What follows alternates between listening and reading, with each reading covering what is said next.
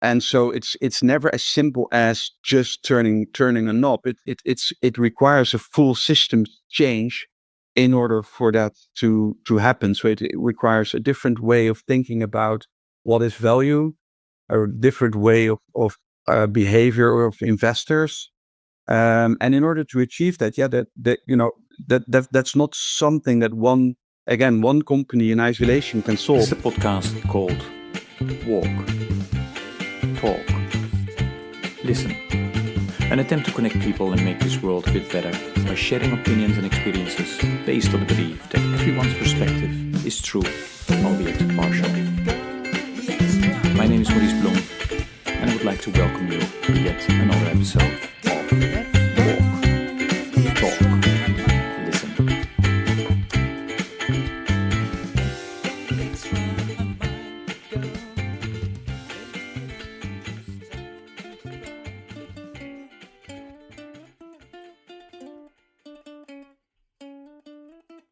Okay, good day everybody. This is another episode of the podcast Walk, Talk, Listen. And as always, I'm delighted with today's guest who will introduce himself. Gideon, please go ahead. Yeah, thanks, Maurice. And I'm so delighted to be on your podcast. So many interesting guests that have gone before me. And so my name is Gideon Lopes Cardozo. I come from a background of earth sciences, and earth sciences is a very complex science involving a lot of systems. And after a career in earth sciences, I actually started to apply system thinking in innovation and to relationships. And so that's why that's why I started my company Partner Strength.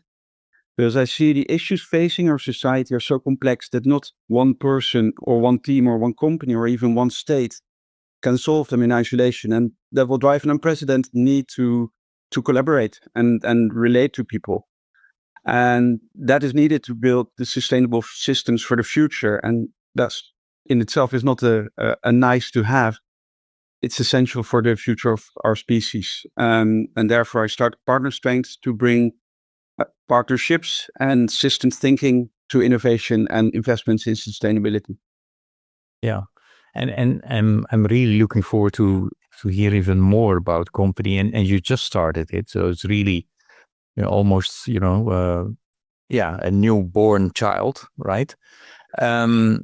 Before we go there, Gideon, and you know this, we talked a bit about that. Is I would like to go a few years back, where you were born and raised, and how that might have influenced, your choice for the earth sciences and, everything you have done. So can you take us back to a couple of years ago? Yeah, absolutely. Yeah. I was born in the hospital where both my grandfathers were professor in medicine. So I was well taken care of from the very beginning.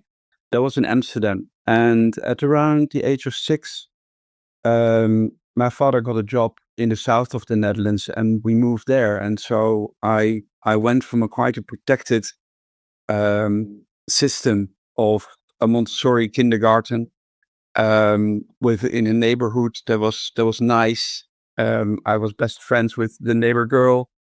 And I had a lot of friends and family close by, and we moved to the south, which was a different environment. And although, of course, we were in a privileged position, we didn't really fit in. And so the story was really is really about growing up not fitting in, despite being, having all the odds in favor of yourself. And so it was a struggle for being accepted for who I really was. Also, I grew up surrounded by women. So I have a lot of role models of very strong women. My sister, my cousins, my aunt, and my mother. Those were the women I grew up with. And the male role models were very busy. So they were often absent. And it formed me in a way that I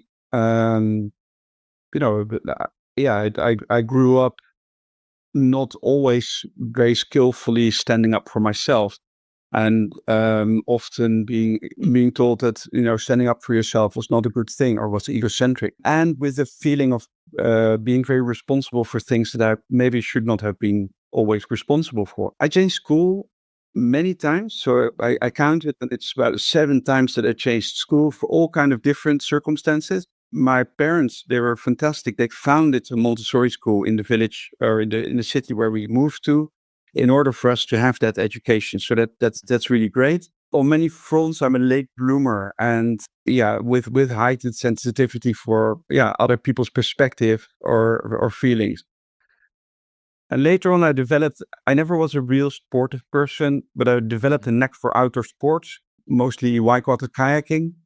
And that brought me really in contact with, you know, flow and nature, and and also the feelings of oneness with nature and oneness with the river.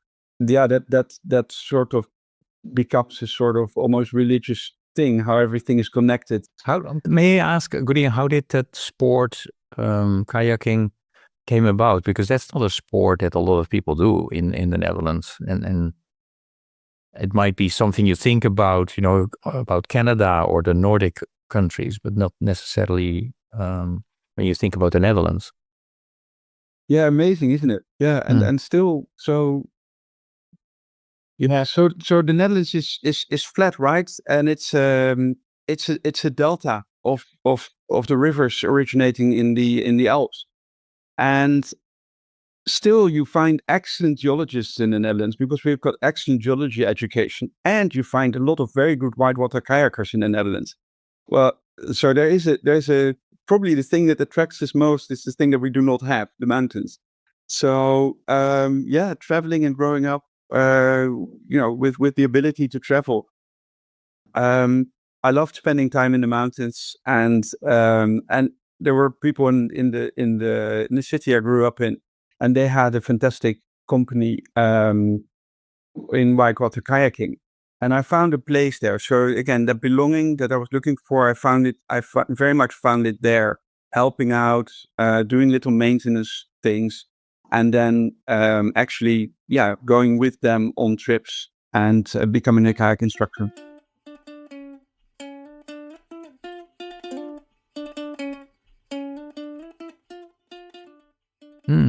And how old were you when you started it? The kayaking About as 14. a sport. Yeah, 14, Okay. 15. Yeah. And is that then also maybe a reason why you went into the earth sciences? Did that play a role, and or not? Definitely. Yeah. Yeah, Okay. definitely. So there was the unspoken expectation that if you could do science in my family, you should do science or law. So it's, you know, I became an earth scientist, and my sister became a lawyer. So those were the options. And actually, in sciences, the you know, the ultimate best outcome would be medicine. And actually, Was that something your parents did? yes, but not explicitly. Okay. So by role modeling, and actually, so the two come together very nicely in the sense that I was kayak instructing in France, and my mother sent me a letter, and this was after I graduated from high school, and she sent me a letter and she said, "Well, you need to choose your studies." And I sat on a rock next to the river, and I pondered over what I wanted to study, and it was like, oh, medicine. Yeah, I could do medicine. I've got all the, you know, high school qualifications to go into medical school. But I love the outdoors, maybe biology. And then I looked at a rock and I thought, wow, that's interesting. Lots of outdoors, something I really don't understand yet, geology. So that's how I studied geology, and I never regretted it. Wow. Interesting. And so at that time you were still in the southern part of the Netherlands, and if so, did you also search for a university in that part of the Netherlands, or did you go back to Amsterdam, or where did you study? No, I left home quite early, at the age of 17, before I finished high school. Okay. And that had to do with all kinds of circumstances. And I lived in The Hague at the time on my own. still finishing high school, and I actually studied in Amsterdam. So going back to where I was born, same university of the hospital where I was born in. So yeah, I studied at the Vrije University in Amsterdam. Okay. Yeah. And when you start studying, was the study, providing you with what you were looking for?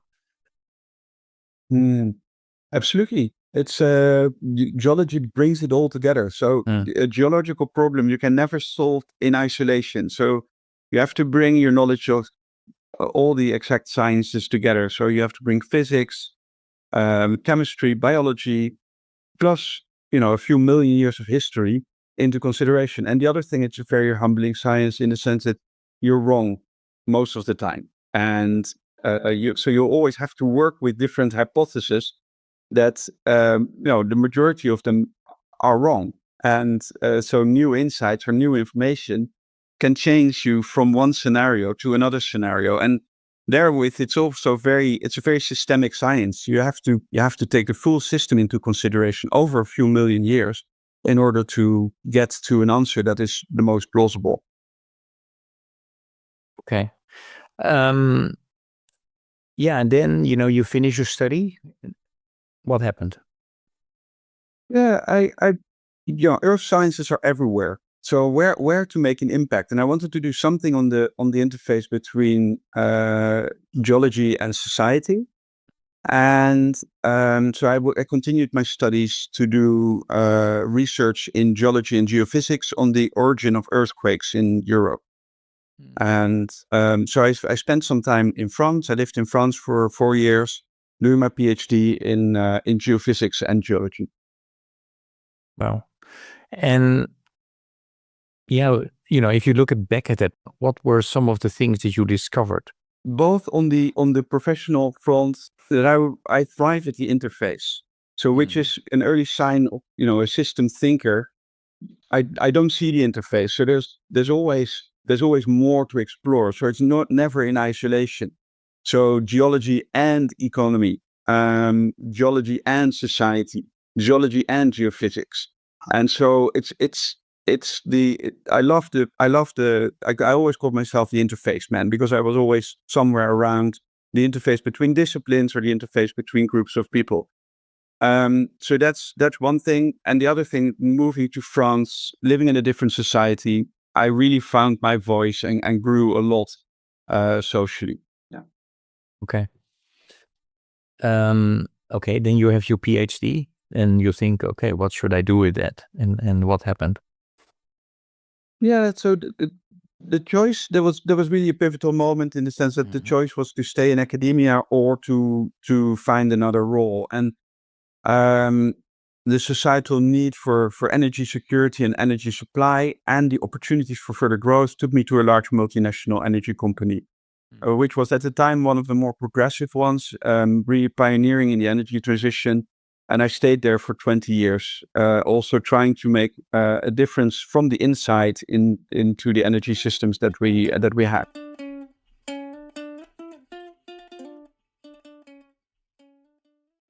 So I'm fascinated with that you stayed for 20 years for a huge multinational, and especially around the whole sustainability discussions. Many multinationals are under a lot of pressure, under a big magnifying glass. And so how was that to and how serious? Because I think for outsiders often it is like, oh yeah, the discussion around multinational and greenwashing. Yes, they're doing this, but at the same time they're ruining our world. So how was that for you, working within that world and also feeling the pressure from outside, I think? Well, it's a big paradox, of course, right?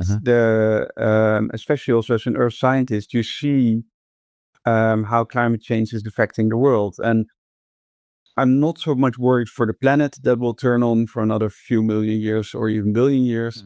I'm really worried about our existence as humans on this planet. So if people say, "Oh, the planet is in danger," well, the planet will sort itself out. I mean, it also links to, some climate change deniers are coming with evidence, and of course that's in the geological record that CO2 measurements have been higher in the past. Yes, sure, they have, and humans were not thriving at that time, right? There was the time of dinosaurs, and they were perfectly adapted to live in those circumstances, but we humans are not yet. So, and I don't think we can adapt quickly enough to accommodate the levels of CO2 and climate change that we're seeing at the moment. So worried about if I'm worried about anything, it's worry about the continuity of our species on this planet. And yes, and then you find yourself in a multinational oil and gas company.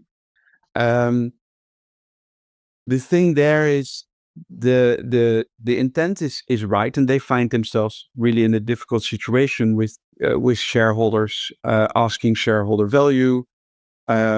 And so it's never as simple as just turning a knob. It requires a full system change in order for that to happen. So it requires a different way of thinking about what is value, a different way of behavior of investors. And in order to achieve that, that's not something that one company in isolation can solve. That has to be a larger systems change. And the company I worked for was very aware, and the leadership was very aware. Yet, in terms of investment decisions, they followed through up to a certain extent until that was it became a threat to the business. And then, once that's realized, then they started to retreat, and that goes in waves. So they were front runners multiple times, investing in the energy transition, and then retreating from those investments again, and going back to their core base of oil and gas. And I joined at one wave where they were really front runners.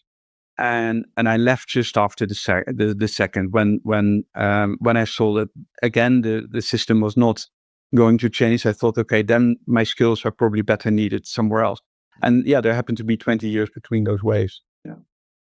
And so that's interesting that you mentioned that. So there were times where you felt, okay, I'm making a dent, I'm influencing something, and there are other times where you felt, I can't. What was the title that you had?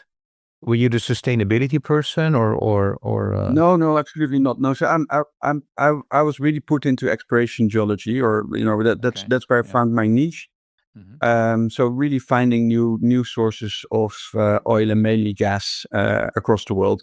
Yeah, and in terms of geological growth, that's fantastic because there's data at your fingertips. There's new things to explore and discover.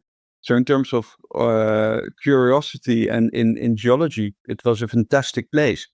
And having lived abroad for a number of years, you see the impact of your work on a society in a very direct way.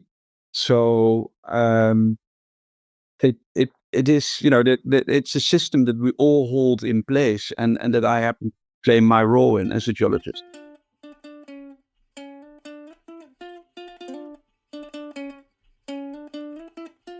And then recently you decided to start your own company, right? If you look, before we go there, because I think you're doing some interesting, or planning to doing some interesting things. So if you look back at 20 years of being with that company, and you said, okay, you made some positive changes, or you were to influence certain things, or positive. In the end, you felt you had to leave. If you look back overall, yeah, any regrets, or no? Yeah, well, what is the final verdict for yourself looking back? Well, pure looking at myself, I had a fantastic opportunity to develop myself and grow as a human. The need of energy in society is something that is not debated. So I help to supply that energy, and I help to generate income that then was put into research into making new systems of energy possible. And the last few years of my career, I led and supported innovation teams in the energy transition, working with researchers to accelerate the development of alternative energy systems like hydrogen, but also to mitigate the effects of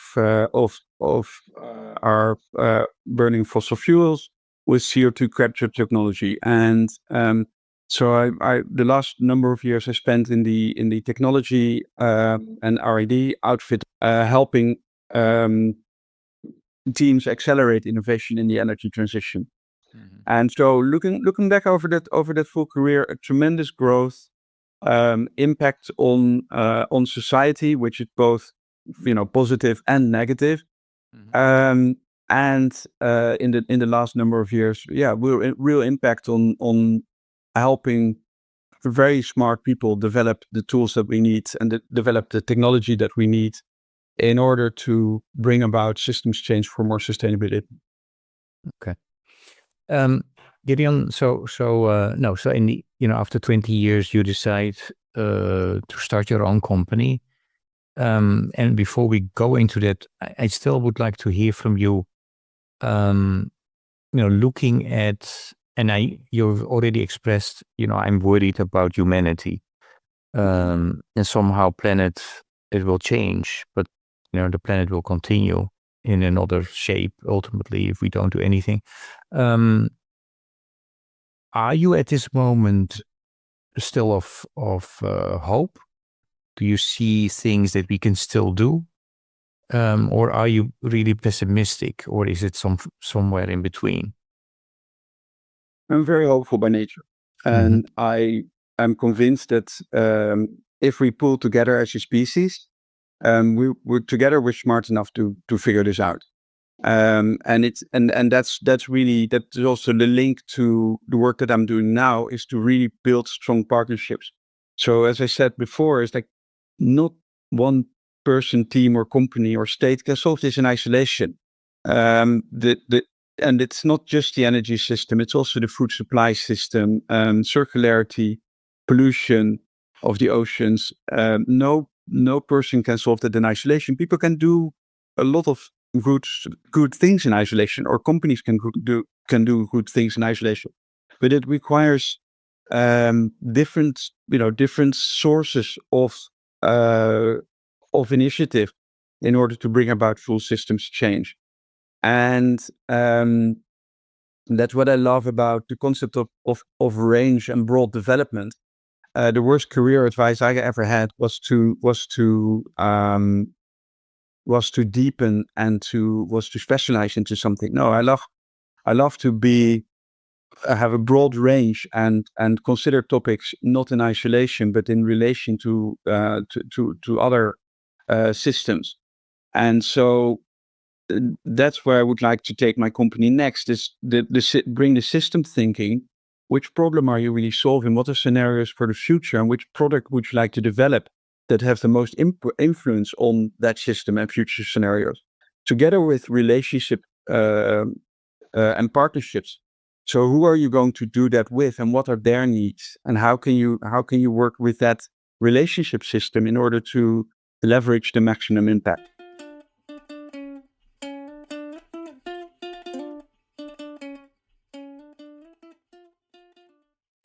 Okay, so let us dive into the new company. It started in 2025, right? This year. Yeah. Just a month ago, so 6 weeks ago. Yeah. So let us repeat the name again. It's very important about people know, and where they can find more information. The website as well, and then take off from there. The name is Partner Strength, and the website is www.partnerstrength.com. And you can find all the information on the services that I offer, you can find in there. Partner strength really started as a working title for this project. And then, when I was writing things for the website and to put myself more out there, I thought, no, it's all about strong partnerships. And I looked for a name that was still available as a .com address, and Partner Strength was available. And I thought, the concept of strength and togetherness that really appeals to me. So it's not the masculine type of strength in the sense of, look at me being strong, or, I'm stronger than you are. No, it's really the strength of the partnership. So the collective wisdom, the relation systems intelligence of together we're smarter than we are individually. Okay, and so if there are people out there who think like, okay, what will Gideon and his company have to offer me? Yeah, what should they be thinking of, and what are you doing, or what are you planning? And maybe, take an example of something you're working on, or you envision that you could be working on. Yeah, so it's really a continuation of the work that I did the last few years in my previous job. Building strong partnerships in the energy transition, and really building that ecosystem for innovation. What I've found is that large companies, if they want to collaborate on something or they want to innovate together, they often start out from a point of negotiations. And therewith, they're actually creating, their side and the other side, rather than creating that togetherness. So they actually are, to say it simply, they start fighting before they start collaborating. So contracts, they take a very long time because they need to work through all the eventualities and disagree on everything, and until they finally find some sort of middle ground, and then they agree. But then they come out as not as partners, but as adversaries. And what I found is that I'm a trained relationship systems coach, and I started to apply the techniques and coaching tools on the relationships between companies, and the results are spectacular. Once you bring in the relationship and make the relationship between companies the most important thing in the room, and you start to reason from the needs of the relationship rather than the needs of the individual party, you create something that is bigger than the sum of parts. And then contracts actually can go very easily and very, very, very rapidly. So the fastest I've reached agreements on, in my previous company was in 5 hours. And so a very complex contract. The previous contract that was done with this company where I was not involved took 1.5 years. When I was involved, we managed to complete it in 5 hours. And so that's spectacular. And I thought, okay, so if we can do this for sustainability and bring companies together and let them define terms that actually drive collaboration rather than terms that stifle collaboration, then we might be onto something. So that's one part of the things that I do with my companies to facilitate and to enable company partnership for innovation in sustainability. And then the other part, and it's just sort of a scale, and it becomes more technical as we progress. The other part is leadership change. So leadership in big companies is always in a state of change. It's always in a state of emergence, and that's normal. However, there's certain relationship elements that I think that I could play a role in. For example, the relationship between investors and their portfolio companies. What we now see is that that system is broken to a certain extent. If investors have too much emphasis on the balance sheet and use that as to drive a company, then that relationship between the investing party and the portfolio company often goes sour, and that in itself erodes the value of that investment. So where I can play a role is to really improve the relationships and make sure that everybody enters that relationship with the right intent. The management of the portfolio is there with the right intent for the, to create some kind of value or sustainability or innovation. And the investing party also has the intent to create something. It's just that they're misaligned very often in how fast they can bring the change about, or what the course of the change that needs to happen. And I, as a relationship coach or as a partnership coach, I can really strengthen those partnerships. So that's another part where I could play a role. And then the last thing is really system thinking. So that's more technically within a portfolio. Which problem are you solving? What are the influences on that problem? What are the main scenarios for the future? And then which products could you develop that are actually helping you to come to the scenario that's the desired outcome?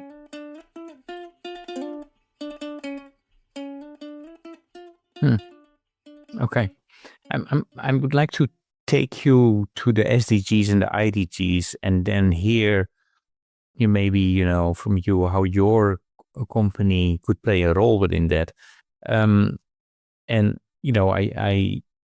I really want my listeners to be aware of the SDGs, the Sustainable Development Goals, because I think it's not perfect, but at least it's something that the world, discussed about with each other and agreed upon.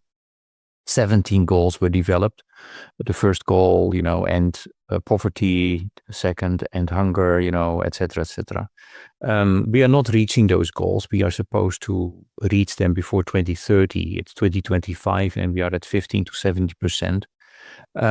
If you look at it, basically, we are trying to, work on system changes that are necessary. But we're not reaching them. And then this growing group of people around the world has been saying, well, one of the reasons that we are not going to reach those goals before 2030 is related with, that we did not pay proper attention to the knowledge, skills, and abilities that you need as an individual as well as a community. And then they developed 5 inner development goals: being, thinking, relating, collaborating, and acting. And then under that, there are 23 skills like critical thinking and empathy. I have 2 questions to you about this. One is, are you aware about the SDGs and IDGs?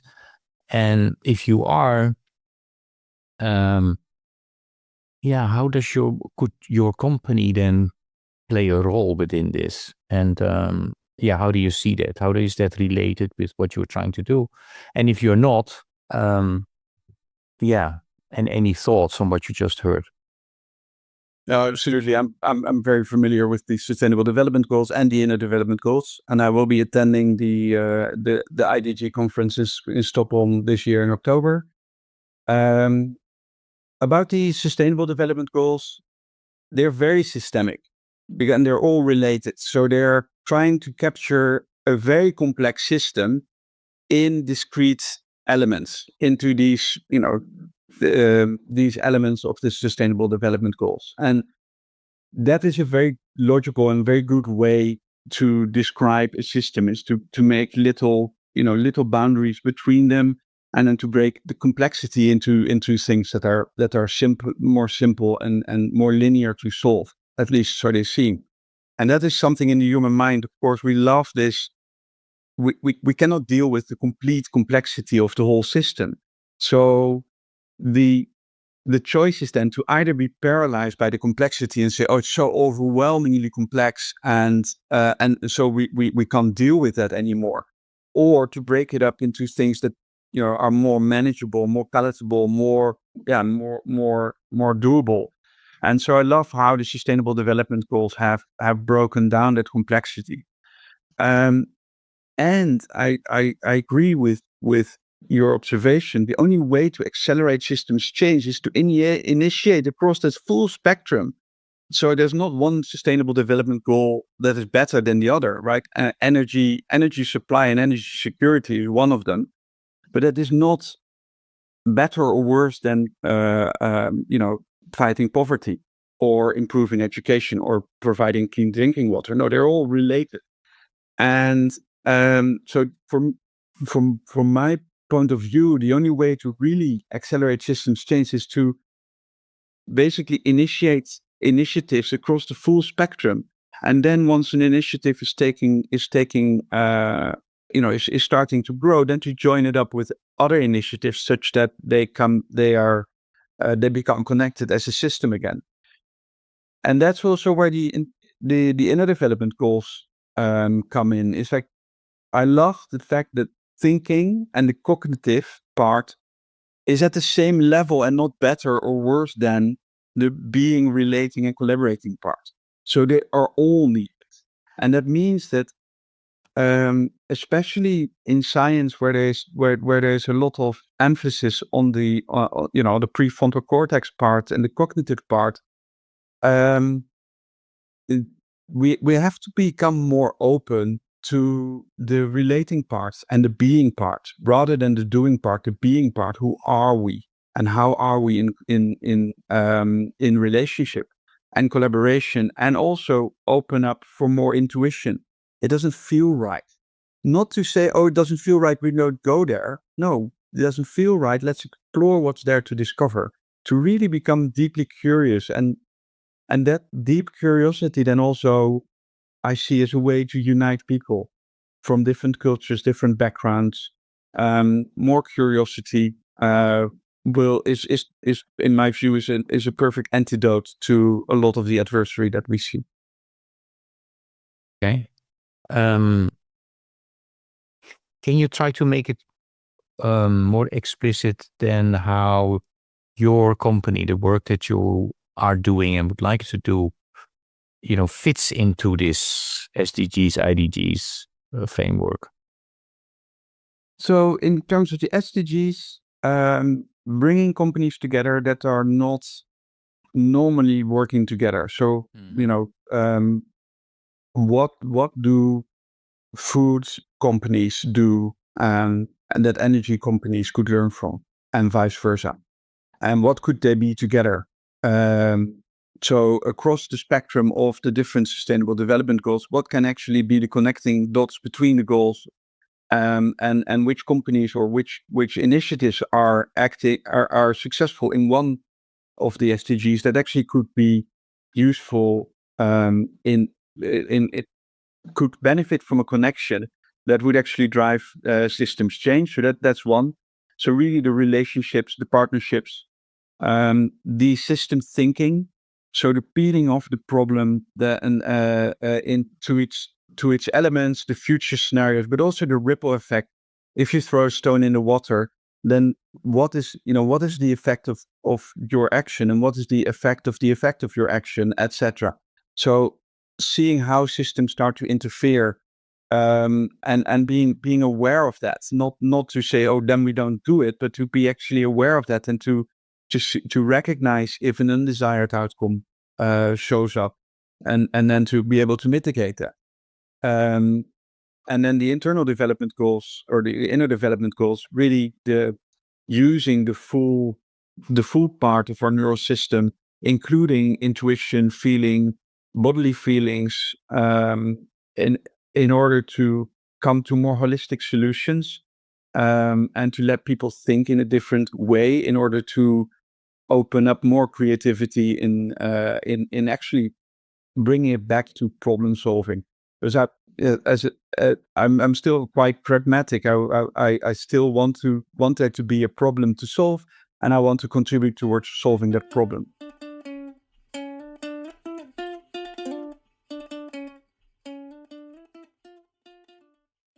If I listen to you, I think you're pointing at the fact that everything is interconnected, right? I also, when I listen, it reminds me of integral theory of Ken Wilber. I don't know if you're familiar with that philosopher.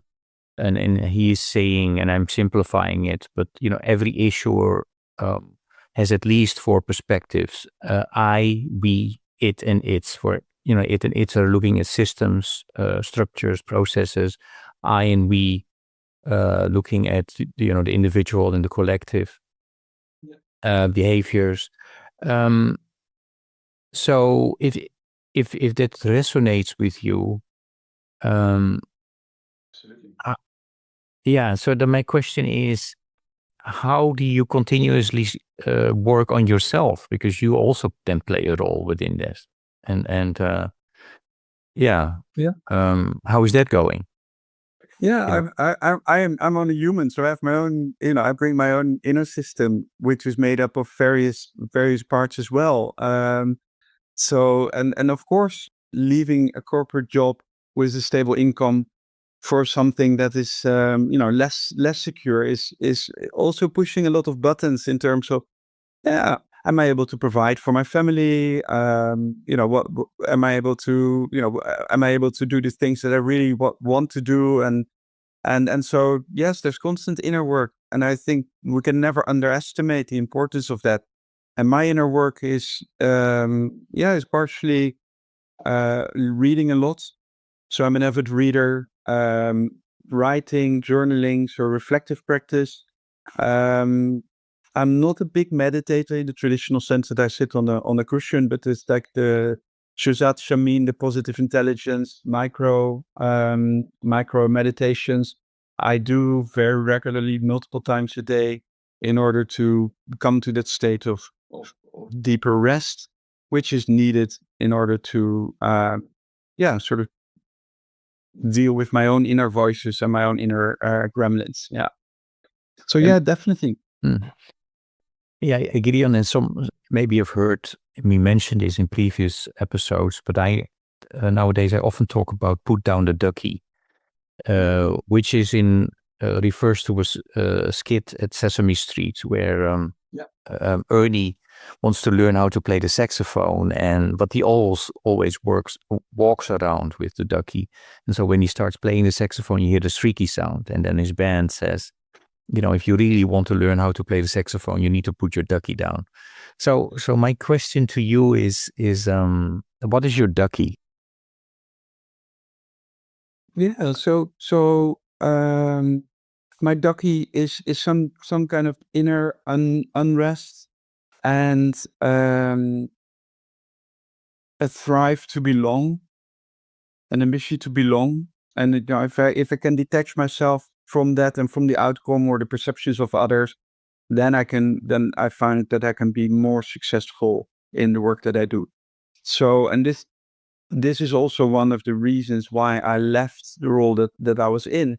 It's like the more independent I can be, the better actually I can work for the outcomes that we desire.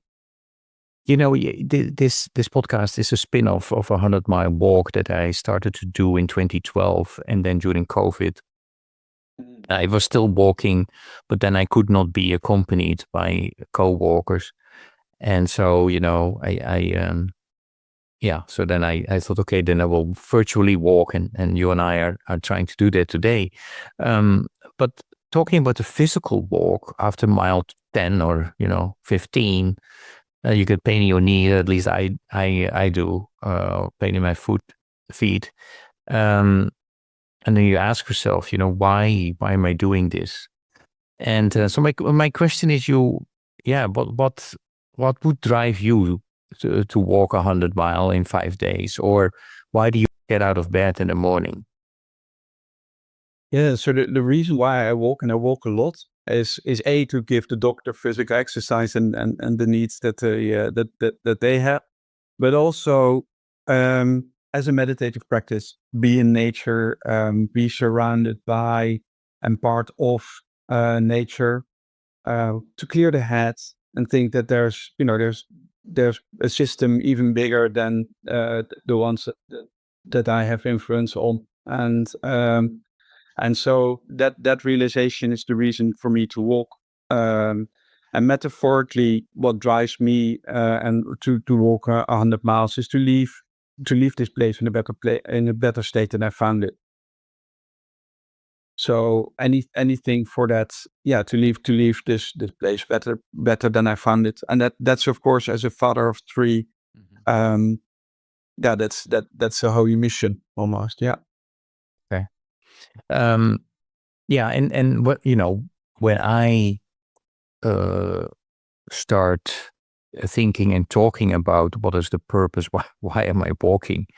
We often start talking about religion and spirituality, and so I'm especially fascinated by the next generation, because it seems that they, at least in the West, very often differently raised than our generation, where it was maybe more common to be linked to a religion, to go to church. So my question to you is, what do you see happening among the next generation in relation to that? And maybe tell a bit about your upbringing around religion and spirituality. Yeah, so I was brought up with Christian values. My parents attended church. I joined them, and very soon actually already defined that the whole concept of God didn't really appeal to me. And especially, and my parents were not in church that had a God that was restrictive or punishing, but especially the whole idea that there's a judgment and a judging God out there, that does really not appeal to me. If there is for me, if there's anything, spiritual or sacred, it's what lives between humans, and the fact that we really are a species that is very dependent on each other, and therefore spirituality is something for me that is interhuman. So you could call me a humanist for that. What I see with my kids growing up is that they have a different idea of spirituality, but it is still there, and whether they find it in tokens or um, collecting minerals, for example, that would have a positive effect on them. As long as it's a token and it strengthens them in what they were about to do anyway, then it's only a good thing. And what I see now is that also they find their strength in relationships with people, and so with friends, and actually developing their own idea of spirituality by the people that the persons that they are becoming. Is it because when we have that conversation about spirituality, religion, often we also talk about community, and it provided a community as well, which now maybe a lot of folks actually are struggling to find community. There's a lot of loneliness, and what do you see there? And also you were talking about your children, about tokens, and is that helping them then to find their community, or are they struggling there? What do you see? Well, my three daughters, they're still in school, and so they have the community of school, which is playing a dominant role. And then as parents, we are also active in school, so we are also part of their community, and are with them in that community. There's not an issue of them being very lonely, but I'm also aware that some changes will come. They will change schools, and they will have to re-find that community and that sense of community again. Yes, definitely. Mm-hmm. Let us piggyback a little bit on that. What I hope, because it's also related to what you said, everything is interconnected, and in order for people to function within that, there needs to be connection. That's and then from there they can start talking with each other, collaborating, etc. And what I hope that this podcast is contributing to is that connection. I'm connecting you with me, and the other way around with the listeners. I'm also going to connect you with the previous guest, and the previous guest has a question for you. And the question is, and I hope this doesn't sound too morbid, but near the end, as you look at your life, what will you be proud of and what will you regret? Yeah, it's a beautiful question. I hope that the end is still somewhat further away. And at the same time, I do not have any regrets. Je ne regrette rien, as Edith Piaf would say. I've always followed my intuition and never regretted the big decisions that I took in life. Some people might call it, not very reasoned, not very well thought through. I normally took big life decisions like with the flip of a coin or very, very rapidly. I never regretted it. It's after you've taken the decision, what you then make of it is what is driving the ultimate outcome. And for me, death is not something really morbid. Yes, it's very sad, but wow, it's also the clearest demarcation of what's mine to do in this life and what's not mine to do in this life. So if there's something I did not do in this lifetime, then it was clearly not mine to do. And then the things that I'm proud of, I learned to love unconditionally.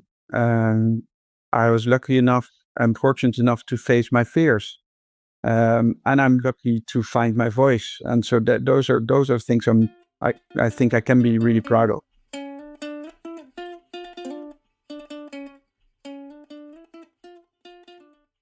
Yeah, your question for the next guest.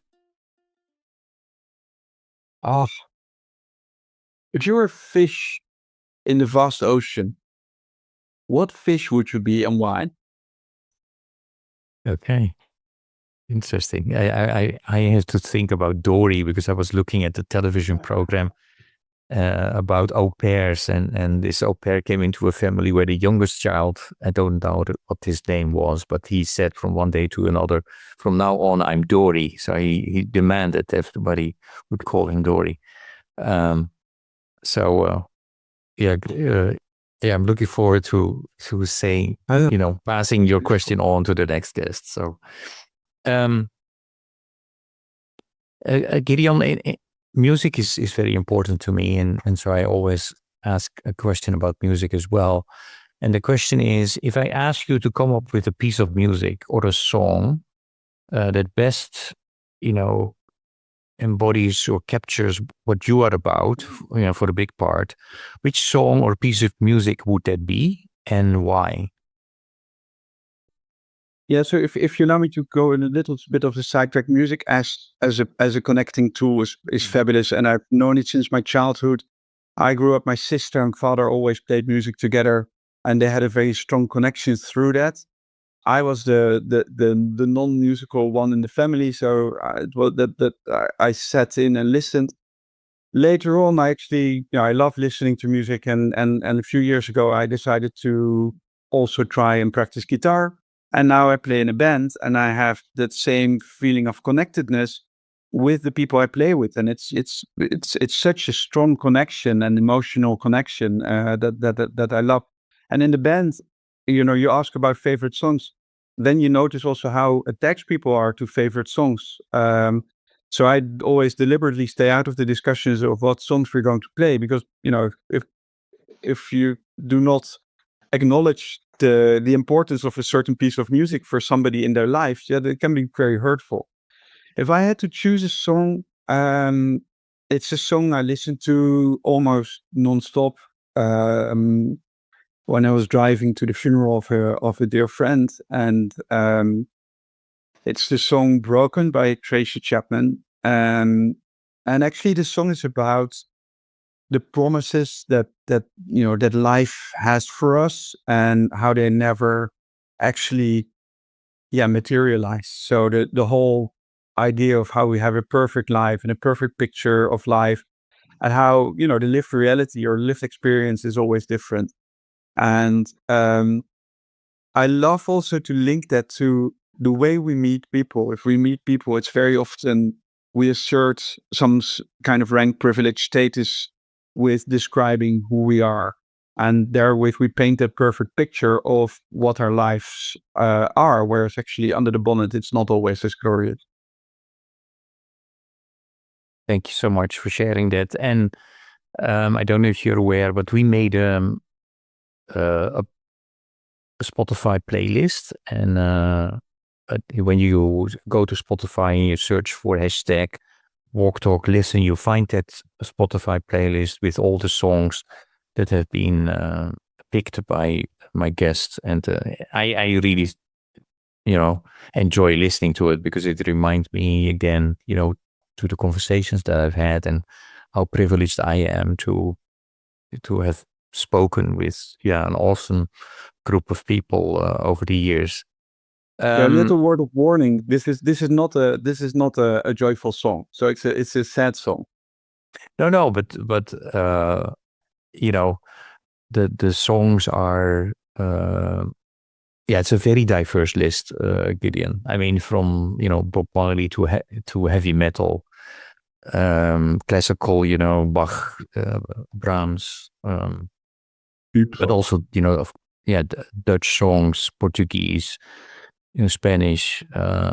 It's awesome. I really enjoy it. So I would invite people to listen to that, and in combination, of course, with listening to the podcast. This is a question that I haven't asked actually for a while to my guests, but that in the States where I live at the moment, Steve Hartman, has a television program. I don't know if it's still running. It was on PBS, and he was looking at how do you say that? And I need to say this right. Yeah, how one simple act of kindness creates a ripple effect. And so my question is, what are your thoughts about, one simple act of kindness and its potential to create a ripple effect? And then the second question that I have for you around that is, if I ask you to do one simple act of kindness this week, what would it be? Yeah. So what I love about that whole concept is, again, it's very systemic, right? How one little act can influence a whole system with that ripple effect. So, you make somebody's day, and then that person goes on to make somebody else's day. Wonderful. So how we're all connected in that way. So little act of kindness would be, to let people know that you're thinking of them, and it doesn't mean that if I'm silent that I'm not thinking of you, but it's the little act of kindness would be to just let somebody know that you're thinking of them. And we have a barrier to do that, which I would really like, that's a hill to die on. Wow. If we could just let people know that you're thinking about them, or that you're in their thoughts. And I'm thinking of some dear friends or some people I met yesterday, random people. They just crossed my mind. Why not send them a message? Hey, you were in my thoughts.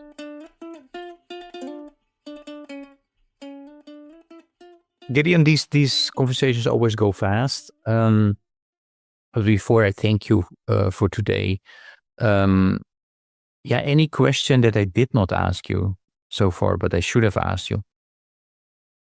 Yeah.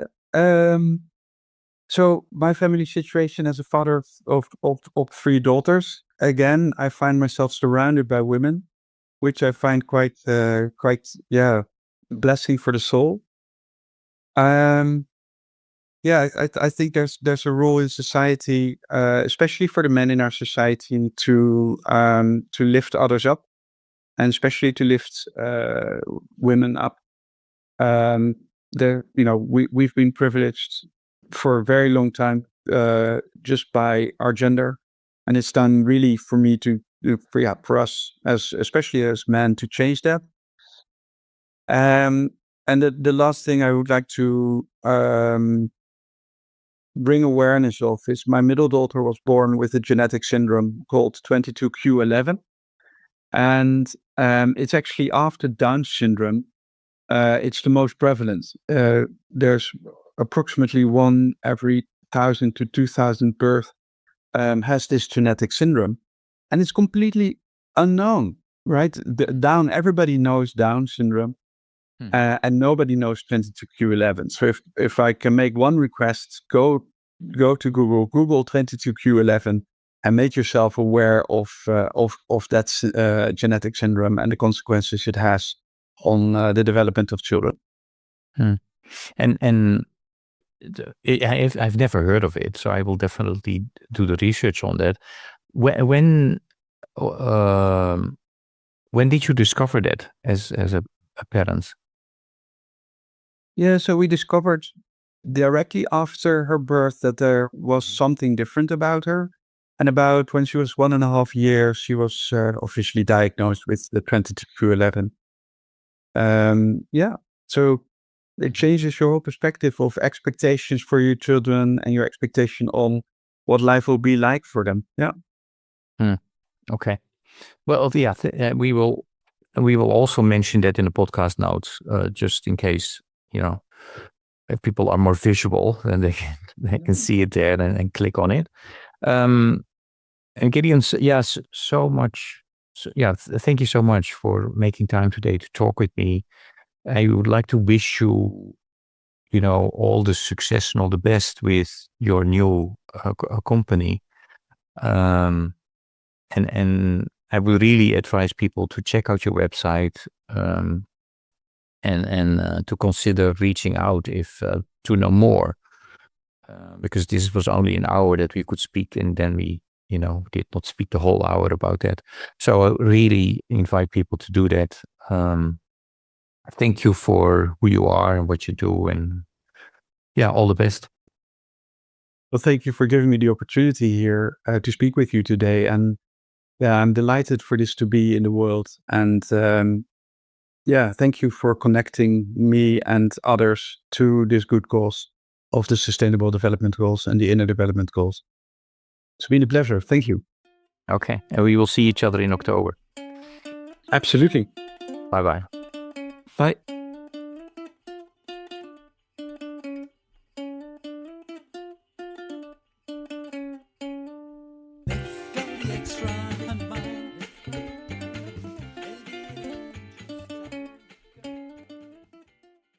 Thank you for listening to Walk, Talk, Listen. Please check us out on 100mile.org or follow us on Facebook or Instagram.